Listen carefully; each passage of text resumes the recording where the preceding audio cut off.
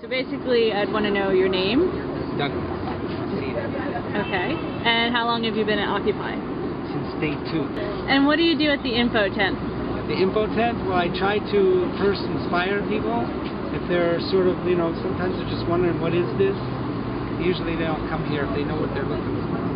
And other than that, there are occasions where I just have to do a specific thing, like somebody's looking for the comfort tent, or where can they drop off some food. Or I had these 2 old ladies they were from an old lady's home, 3 years old, and they came in, they had bought some snacks, and they were so proud. They said, where can we bring these? So I gave them a tour of the whole thing, from the comfort people to the, the safety people, and they just loved it. And they said, keep it up. We're going to go back to our old lady's home and tell everybody that you guys are doing something special here. I was so touched by that. So. And how long do you plan on staying? As long as it takes. Could take a long time. I'm not expecting it to be anything less than a year. So. And what do you think about the construction coming up? What are you guys going to do?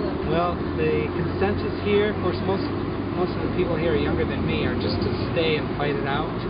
I'm more in the camp that maybe we should, back off a little, because this was planned before we even existed. They had planned to do this skating rink and all this stuff.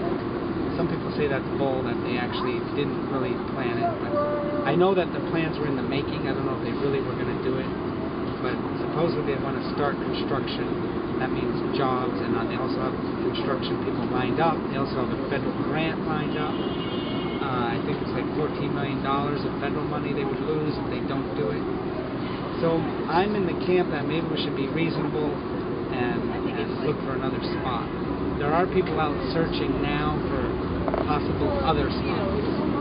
I think if we end up staying here, in one way it's good because it shows the statement that we just feel that this is more important than the short-term things like a skating rink. This is an important issue. But on the other hand, they're going to try to marginalize us in the media.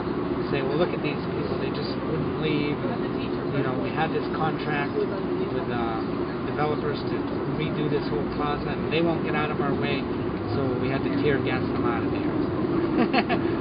So, I don't know. I'm sort of hoping we find another spot, but at the same time, I think it's okay for now to tell the city we're not leaving, just to see how they react. And we'll see what happens. I'm allergic to tear gas, I think. Oh gosh, what do you think about in Oakland and stuff? It's getting kind of crazy. I watched the footage, and it really is pretty scary. Because, that could happen here pretty much any day now. They could do the same thing. Just say, we need you out of here, and start with the tear gas. It'd be pretty chaotic. Yeah. I hope there's no injuries, and I do hope that at least what they said in the papers is that people in Occupy Oakland were throwing things at the police. I don't know, silverware and glass bottles. We have to refrain from doing that. They tear gas us, they tear gas us. We're not going to retaliate with throwing things.